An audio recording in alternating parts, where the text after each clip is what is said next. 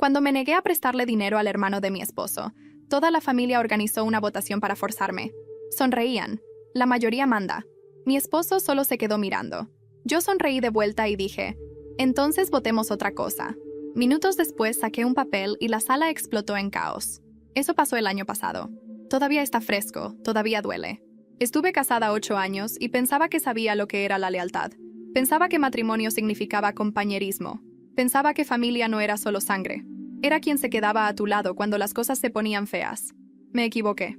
Retrocedamos un poco. Vivo en un pueblito del interior de Jalisco. Mi esposo, Bruno, viene de una familia grande, muy tradicional. De esas de comida todos los domingos en casa de la mamá, ¿sabes? Muchas expectativas, muchas opiniones, un montón de reglas no escritas. Yo no crecí así, pero hice el esfuerzo. Iba, sonreía, llevaba un platillo, me hacía la amable. Su familia nunca me aceptó de verdad. Eran educados, pero siempre había esa capa de algo, como si yo estuviera afuera de un chiste interno del que jamás iba a formar parte.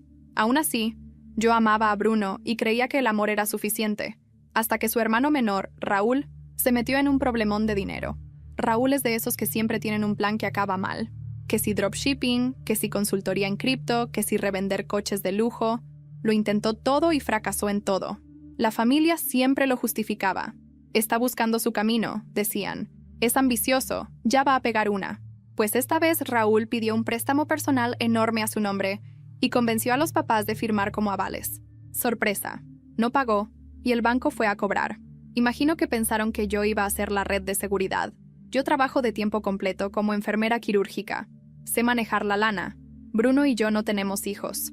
Con los años fui muy disciplinada con nuestros ahorros. Así que, claro, un día Raúl apareció en mi casa con su novelón de que necesitaba 180,000 pesos, solo por unos meses. Le dije que no. Con calma, sin enojos, le expliqué que nuestra plata estaba comprometida en reparaciones de la casa y que no me sentía cómoda prestando semejante cantidad a alguien con su historial. No discutió. Solo asintió. Dijo que entendía y se fue. Por un segundo hasta me dio lástima. Hasta 3 días después, cuando me llegó una invitación a una reunión familiar. Fue en casa de los papás de Bruno. Entro y ahí estaban todos. Hermanos, esposas, los papás, todos. Menos Raúl. Extrañamente él iba tarde. Todos sonreían con esa sonrisa demasiado amable que te pone los pelos de punta. Y empezó. El papá de Bruno dijo que habían hablado como familia, que estaban preocupados por Raúl, que sabían que yo tenía el dinero y que como la situación de Raúl los afectaba a todos, lo justo era manejarlo democráticamente. Y fue cuando soltaron. Vamos a hacer una votación familiar. ¿Una votación familiar? Como si yo fuera víctima de una fusión hostil. Miré a Bruno esperando que lo frenara de inmediato. No lo hizo. Solo tenía cara de cansado. O de asustado, no sé. Pregunté. ¿Hablan en serio? Su mamá contestó. Sí, la mayoría manda. Así es justo. Como si aquello fuera un tribunal y no mi vida. Me quedé callada. Votaron. Cada uno votó que sí, que Bruno y yo debíamos prestarle el dinero a Raúl. Luego todos me miraron, esperando, como si yo tuviera que asentir porque habían hecho ese ritual medio sectario. Asentí despacio y dije, ok, entonces ahora votemos otra cosa. Silencio confundido. Mi voz se mantuvo tranquila, plana. Metí la mano a mi bolso y saqué un sobre manila. Lo empujé sobre la mesa hacia Bruno. Él se veía confundido. ¿Qué es esto?, preguntó su papá. Es una copia de la escritura de la casa donde vivimos Bruno y yo. La casa que ya está pagada. Mi nombre es el único en el título. Más silencio. Abrí el sobre y saqué otro papel. Y aquí está una modificación al acuerdo prenupcial, notarizada, que mandé a hacer el mes pasado. Ya que les gustan las votaciones, pensé en dejar bien separado lo que es mío. Bruno, te dejé una copia en tu buró la semana pasada. Por si acaso. La mamá se puso con cara de haber mordido un limón. La hermana se quedó boquiabierta. El papá se puso rojo. Miré directo a Bruno. ¿Entonces, quieren votar otra vez? ¿Ahora sobre si seguimos casados? Él no respondió. La sala en silencio total. Y ahí entró Raúl. Y fue cuando todo se fue al carajo. Raúl llegó tan campante, como si no hubiera lanzado una granada a mi matrimonio. Con esa sonrisita de siempre, medio soberbia, como si el mundo tuviera que doblarse ante él. Perdón por la tardanza, dijo, dejándose caer en la única silla libre como si fuera un brunch cualquiera. Miró alrededor, vio el sobre en la mesa, notó las caras de todos. ¿Qué me perdí?, preguntó sonriendo. Nadie le contestó. La mamá aclaró la garganta y dijo, estábamos discutiendo opciones. Lo miré directo a los ojos. Yo dije que no. Él ladeó la cabeza. Pues sí, pero nosotros votamos. Yo sonreí apenas, pues yo también voté. Y enseñé los documentos que le borraron la sonrisa. Vi cómo le daba vueltas la cabeza, tratando de entender dónde había quedado su salvavidas. Entonces me cayó el 20. No tenía idea del cambio en el prenup. Ni siquiera imaginaba que yo iba en serio. Miró a Bruno, casi suplicando. ¿Neta qué pedo? Bruno seguía sentado, sin decir nada. Entonces Raúl tronó. Se levantó y gritó. ¿De veras la vas a dejar hacer esto?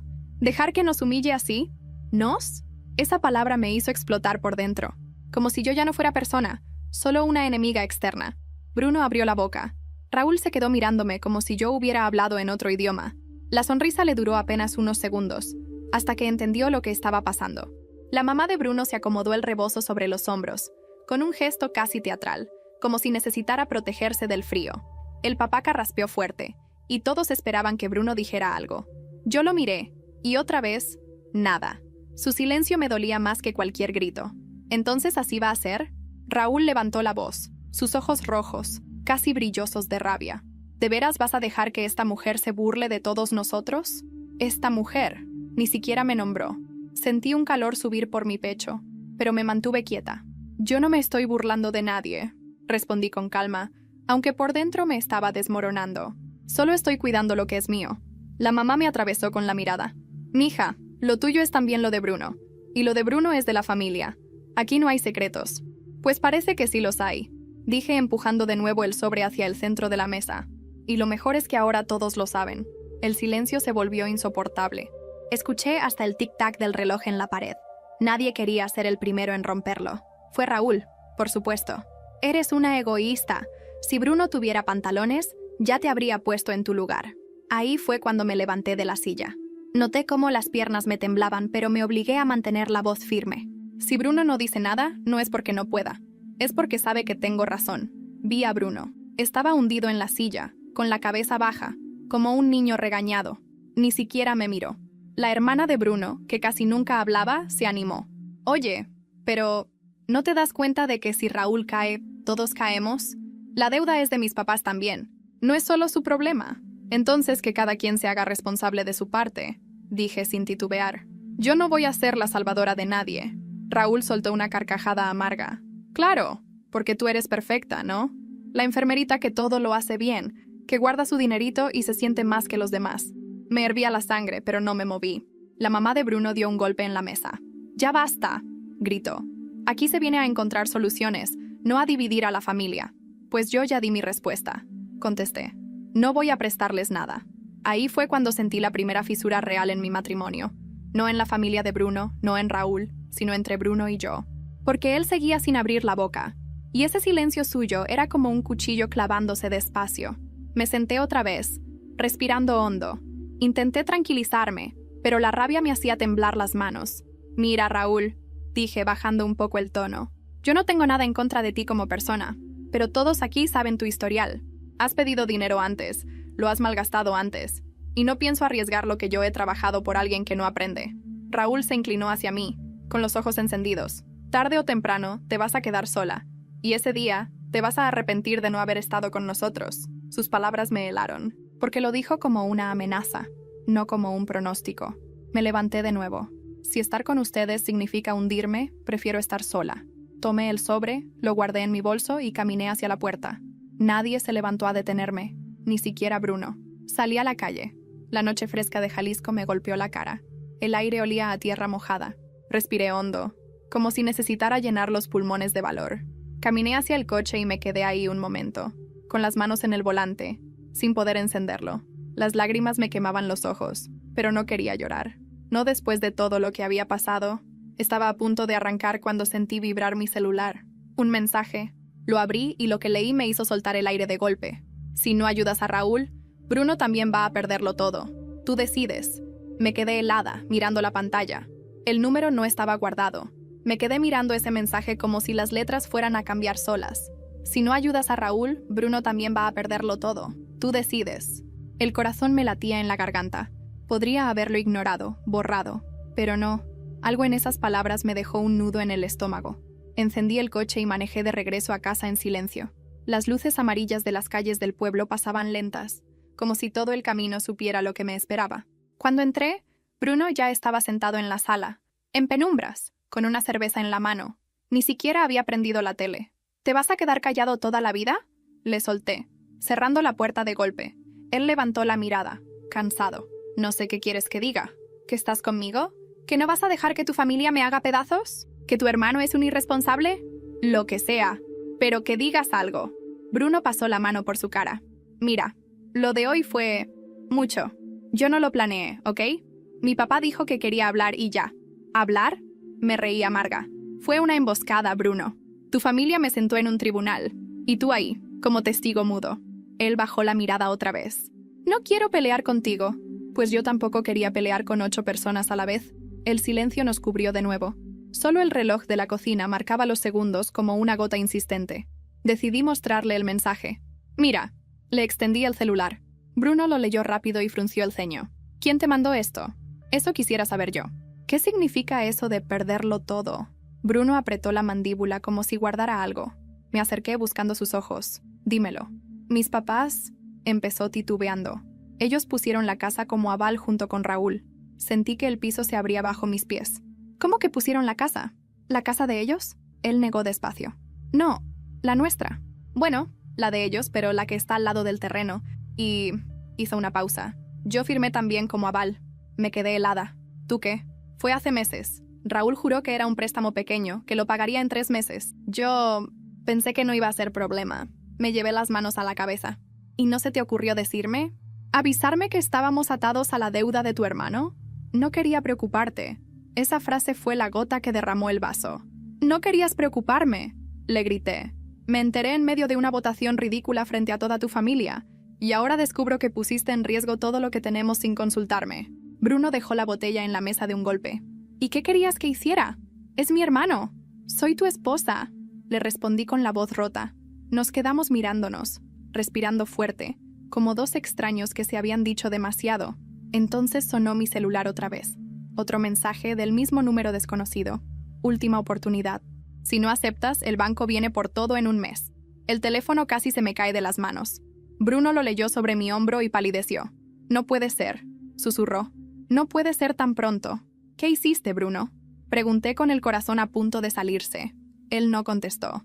Y en ese silencio, supe que lo peor apenas estaba empezando. Esa noche casi no dormí. Bruno se quedó en el sofá, supuestamente para darme espacio, pero yo sabía que era porque no quería enfrentarme en la cama.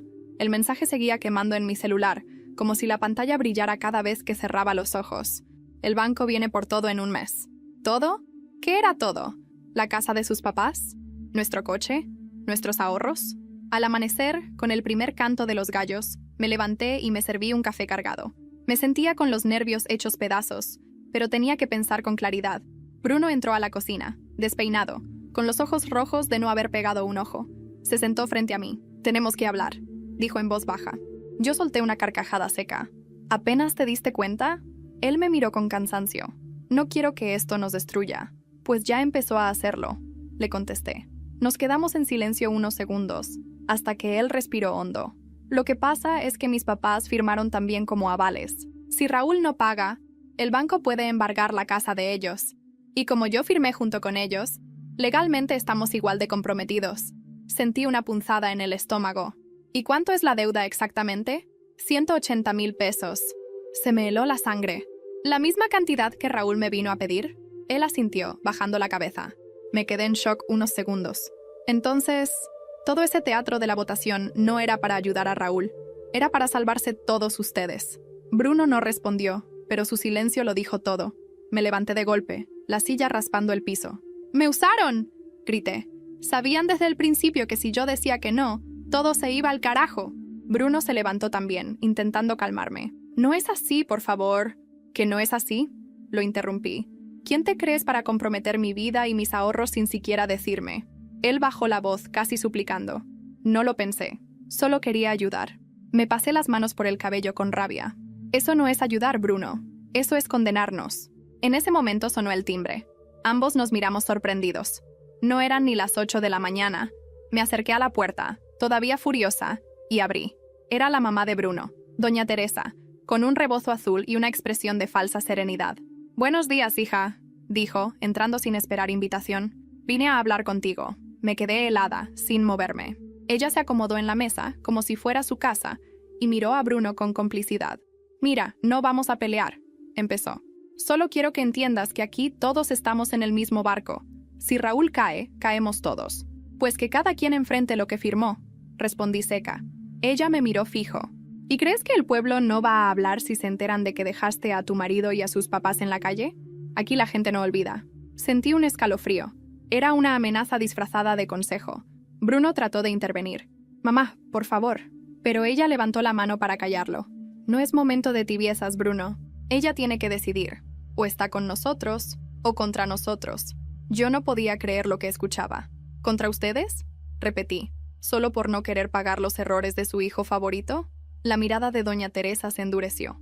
Ten cuidado con tus palabras, hija, porque el día que te toque necesitar de nosotros, quizá nadie te tienda la mano. El ambiente se volvió insoportable.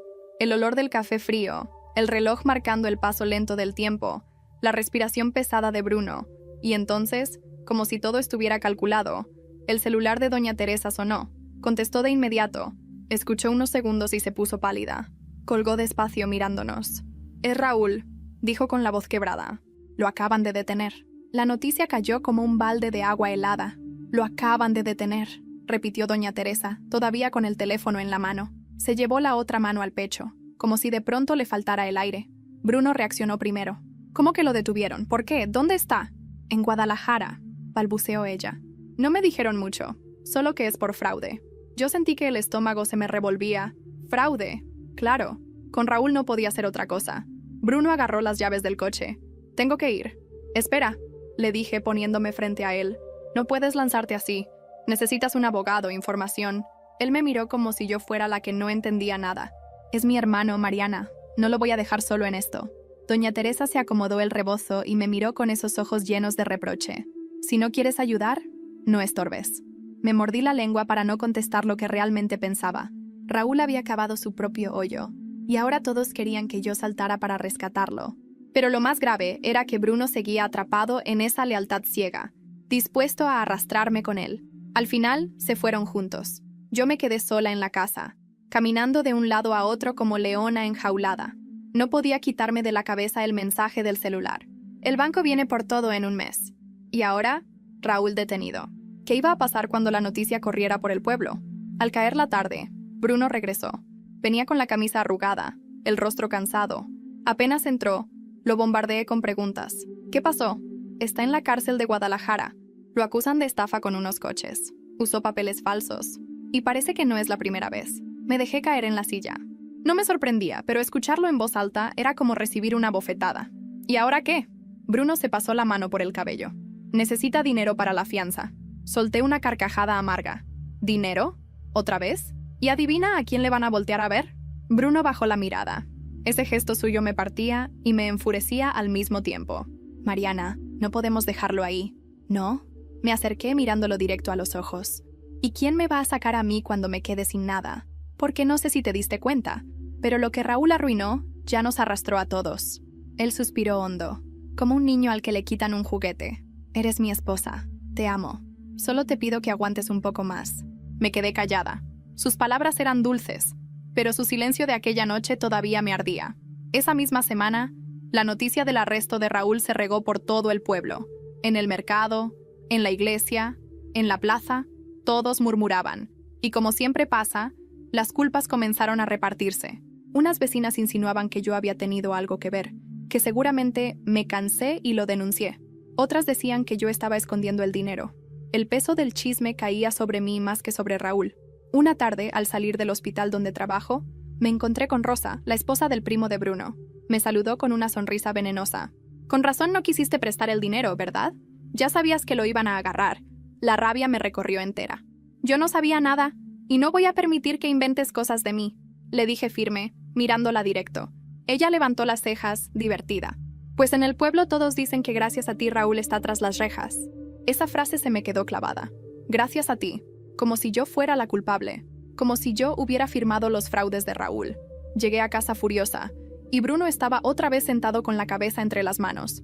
Nos citaron mañana en el banco, me dijo apenas me vio. Es sobre la deuda. Me quedé congelada en medio de la sala. El banco. El mensaje. El mes que se estaba acortando. ¿Y qué crees que van a decirnos? Pregunté con ironía. Bruno me miró, con los ojos cansados, derrotados, que si no pagamos, van a embargar.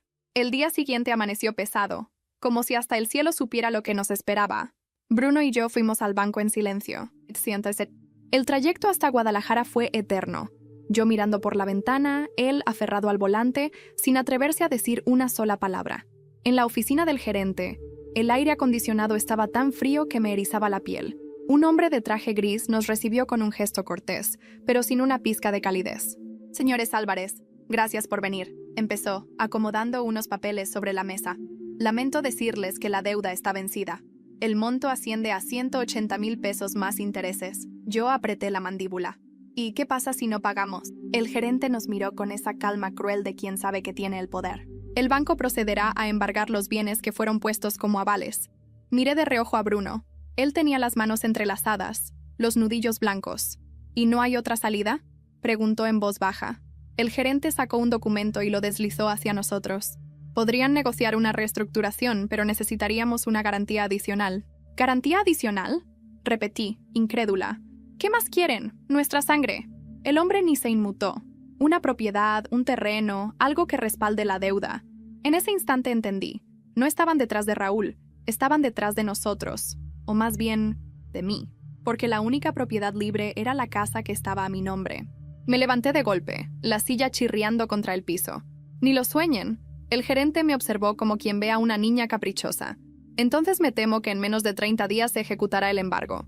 Bruno intentó calmarme al salir. «Mariana, por favor, no te pongas así. Hay que pensar con cabeza fría». «¿Cabeza fría?», lo interrumpí. «¿Después de que firmaste a mis espaldas? ¿Después de que tu hermano nos hundió?». Él se quedó callado, y ese silencio suyo fue peor que cualquier discusión. De regreso al pueblo, no hablamos. Yo iba con la mente hirviendo. ¿Cómo había terminado atrapada en este desastre? Siempre pensé que el matrimonio era apoyo mutuo, pero lo que vivía era una condena compartida por los errores de otros. Al llegar, la pesadilla siguió. En casa de los suegros ya nos esperaban todos. La mamá, el papá, la hermana y hasta algunos primos. Era como si hubieran convocado otra asamblea. Apenas crucé la puerta, doña Teresa habló. «¿Y bien? ¿Qué dijeron en el banco?». Yo los miré, uno por uno, con esa sonrisa hipócrita en los labios. «Que necesitan más garantías». El papá de Bruno se aclaró la garganta. «Pues la solución es obvia. Usa tu casa». Sentí un golpe en el pecho. «¿Perdón? Al final todos vivimos de lo mismo», dijo él. «Lo tuyo es de Bruno, y lo de Bruno es de la familia». Me quedé helada. Era exactamente lo que temía. Querían mi casa. «No», respondí tajante. «Esa casa es mía, y no pienso ponerla en riesgo por las estupideces de Raúl». La hermana de Bruno me miró con desprecio. «Pues qué bonito matrimonio tienes si no confías en tu propio esposo». Respiré hondo para no gritar. Una cosa es confianza, y otra es suicidio financiero. El ambiente se puso tenso. Nadie habló durante unos segundos. Raúl seguía en la cárcel, pero su sombra estaba presente en cada rincón de esa sala. De pronto, Bruno, que no había dicho nada, se levantó. «Ya basta». Todos lo miramos sorprendidos. Estoy harto de que quieran cargarle todo a Mariana. Ella no tiene la culpa de nada. Fue la primera vez que lo escuché defenderme en voz alta frente a ellos. Por un momento, pensé que algo estaba cambiando, pero entonces su papá habló con voz dura. «Si no ponen esa casa como garantía, no solo Raúl, sino todos nosotros vamos a perder». Y ahí lo vi. La duda en los ojos de Bruno, la misma que me atravesó como un cuchillo. Su silencio se rompió con una sola frase. «Mariana, tenemos que pensarlo». Lo miré incrédula. En ese instante supe que mi matrimonio estaba colgando de un hilo, y lo peor era que ese hilo lo sostenían ellos, no yo. Esa noche, mientras intentaba dormir, escuché el timbre del celular otra vez. Otro mensaje del número desconocido. «Si no firmas en el banco, tu esposo se quedará sin trabajo. Ya está decidido». Me quedé mirando la pantalla, con el corazón desbocado. ¿Quién estaba detrás de todo esto? ¿Y qué significaba «ya está decidido»? Leí ese mensaje una y otra vez, como si mis ojos no quisieran aceptar lo que estaba viendo. «Si no firmas en el banco, tu esposo se quedará sin trabajo. Ya está decidido». Lo sentí como un golpe directo al estómago. No solo era la deuda, no solo era Raúl. Ahora estaban jugando con el pan de cada día. A la mañana siguiente, Bruno se vistió en silencio para ir al hospital. Yo lo observaba mientras ajustaba su bata blanca y se colgaba el gafete. Quise decirle del mensaje, pero me detuve. ¿De qué serviría? Solo aumentaría su ansiedad, Y en el fondo yo necesitaba comprobar si era una amenaza real o solo un intento de intimidación. Ese día, al salir de mi turno en quirófano, recibí la llamada de una compañera. «Oye, ¿ya te enteraste?», me dijo en voz baja. «¿De qué?». «Que andan diciendo que a Bruno lo podrían suspender del hospital. Hay un rumor de que estuvo involucrado en un préstamo irregular». Se me heló la sangre. El mensaje no era un juego. Alguien estaba moviendo hilos para presionar. Corrí a casa. Bruno llegó poco después, agotado, con la expresión vencida. «Me llamaron de administración», me dijo. Me preguntaron si yo tenía alguna deuda personal vinculada con el banco. Me acerqué con desesperación. «¿Y qué les dijiste?». «Que no...». Hizo una pausa. «Pero saben lo de Raúl. Todo se está regando». Le enseñé el mensaje. Bruno lo leyó y cerró los ojos, pasándose la mano por la frente. «Esto ya se salió de control. ¿Todavía lo dudas?». Le respondí con rabia. «Te lo dije desde el principio». Discutimos fuerte. Cada palabra era como una piedra lanzada. Yo le reprochaba su silencio, su lealtad ciega a la familia. Él me acusaba de falta de compasión, de querer verlo pelear contra todos. «No es que no tenga compasión», le grité. «Es que no voy a dejar que me hundan por un error que no es mío». Bruno, derrotado, se sentó en el sillón. «Entonces dime, Mariana, ¿qué hacemos? Porque si no ponemos tu casa, en semanas no solo nos quedamos sin nada, también me quedo sin trabajo». Lo miré con un nudo en la garganta. Era la primera vez que lo escuchaba admitir que la amenaza era real. Esa noche no cenamos. Apenas hablamos. Yo me encerré en el cuarto y él se quedó dormido en el sofá. El silencio entre nosotros era ya un abismo. Al día siguiente, el pueblo entero parecía saber del arresto de Raúl y de la deuda. En el mercado me señalaban. En la iglesia me miraban con desaprobación. Una vecina se me acercó con una sonrisa falsa. «Ay, mijita, qué difícil ha de ser cargar con un marido así». Me contuve para no estallar. Era como si todos se hubieran puesto de acuerdo en hacerme sentir culpable. Cuando regresé a casa, encontré a doña Teresa en la sala, sentada como dueña del lugar. Bruno no estaba. Ella me observó en silencio, con los ojos llenos de un desprecio que ya no intentaba disimular. «Mariana», dijo con voz firme, «te lo voy a decir claro. Si no pones esa casa, tu matrimonio se va a acabar». Me quedé helada. «¿Eso es una amenaza?». Ella se inclinó hacia mí, con calma. «Es la verdad. Bruno nunca te lo va a perdonar. Y te advierto algo.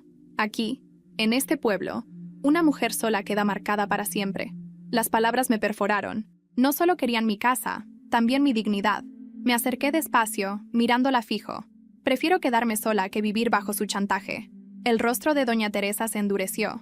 Se levantó y se fue sin decir más, pero dejó una sombra en el aire, como un veneno invisible. Cuando Bruno volvió, me dijo con voz temblorosa: «Hoy me confirmaron que si en 2 semanas no regularizamos la deuda, me suspenden del hospital». Yo lo miré sin poder creerlo. «¿Y qué piensas hacer?». Él tragó saliva. «Ir mañana a firmar la reestructuración, con tu casa como garantía». Sentí que el mundo me caía encima. Y entonces supe que tenía que decidir: salvar a Bruno, o salvarme a mí misma. Esa noche me quedé sentada en la cama, con las manos frías, pensando en lo que Bruno había dicho: «con tu casa como garantía». Esa frase me retumbaba en la cabeza como un eco interminable. No era solo una casa. Era mi independencia, el fruto de años de trabajo, de noches largas en quirófano, de cada peso ahorrado con disciplina. Era lo único que realmente era mío. Cuando Bruno se acostó a mi lado, intentó tocarme la mano. Yo me aparté. «Mariana», susurró, «no lo hago por mí, lo hago por todos».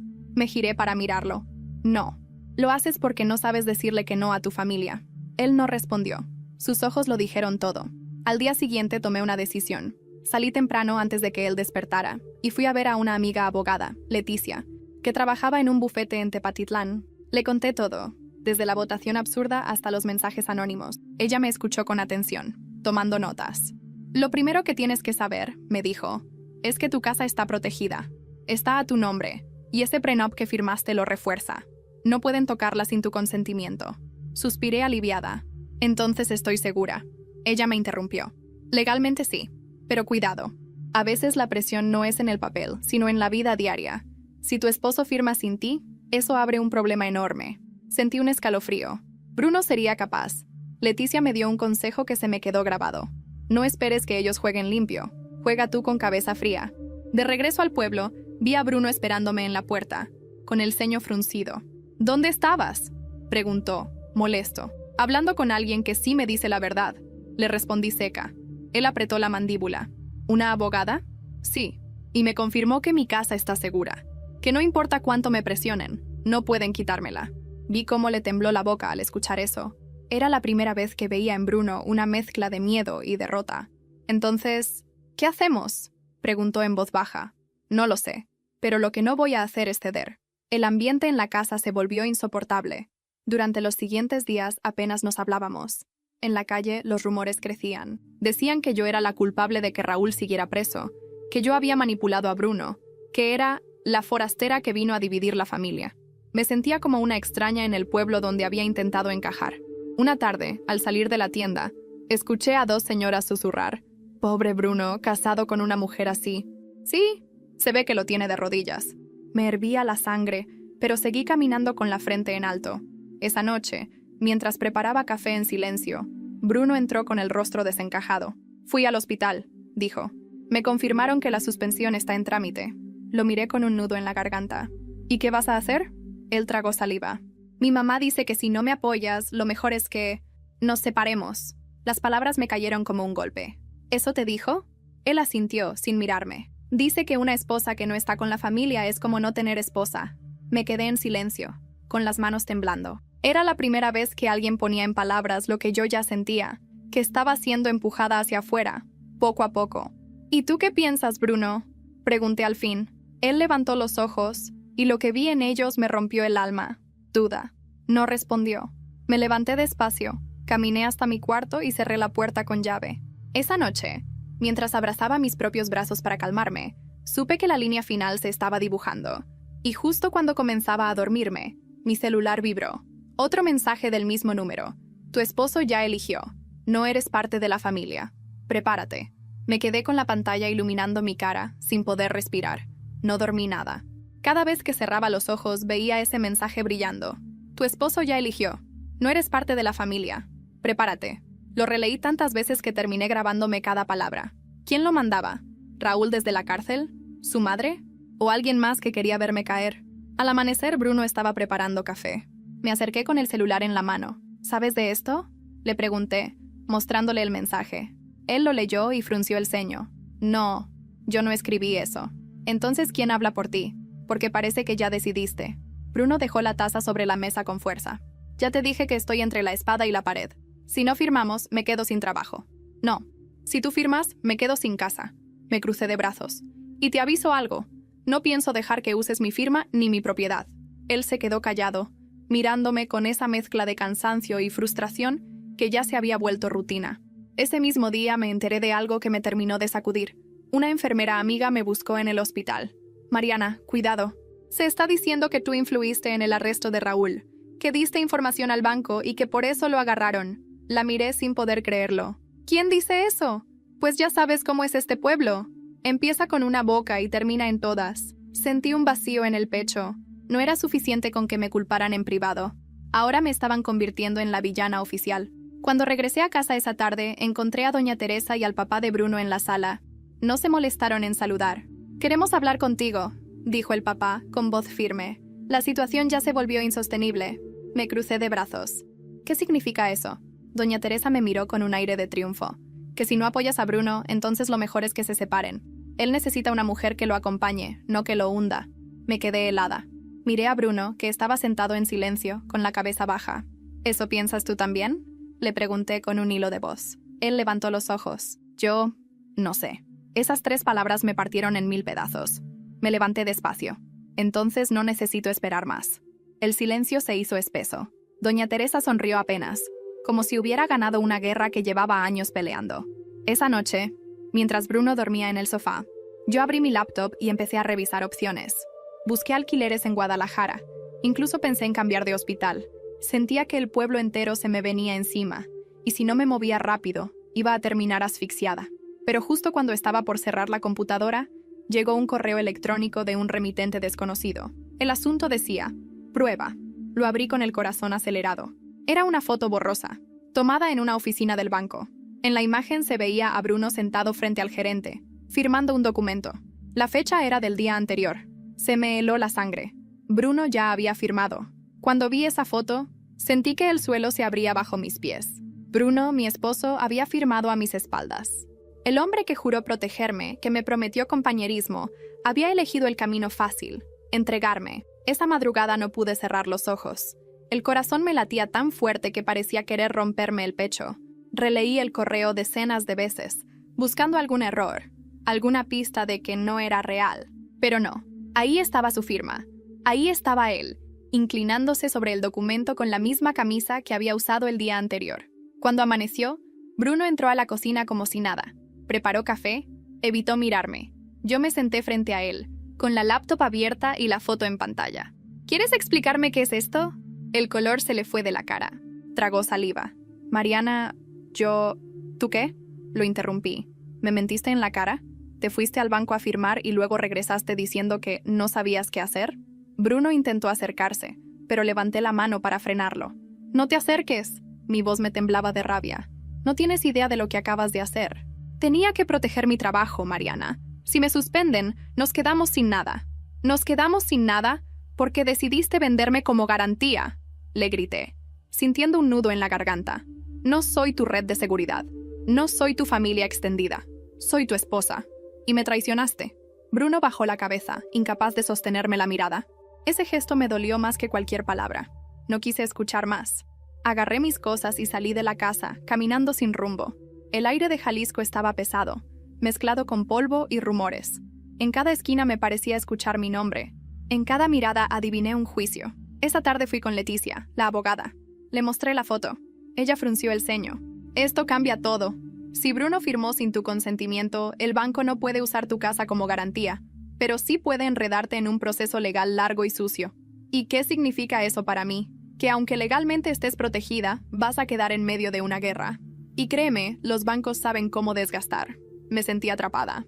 No importaba cuánto había planeado, cuántos ahorros tenía, siempre encontraban la manera de ponerme contra la pared. Cuando regresé esa noche, Bruno estaba esperándome en la sala. Tenía los ojos hinchados, como si hubiera llorado. «Mariana, perdóname. No sé en qué momento me convertí en esto». Me crucé de brazos.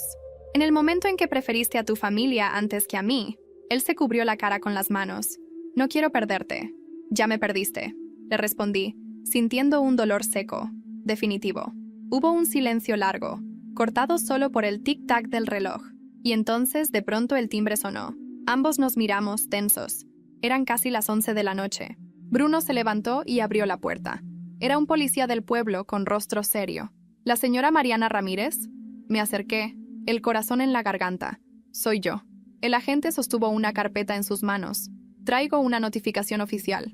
Está citada a declarar mañana en Guadalajara, en relación con el caso de fraude de Raúl Álvarez. Su nombre aparece vinculado en algunos documentos». Sentí que me faltaba el aire. «¿Cómo que mi nombre? Eso lo tendrá que aclarar ante el juez».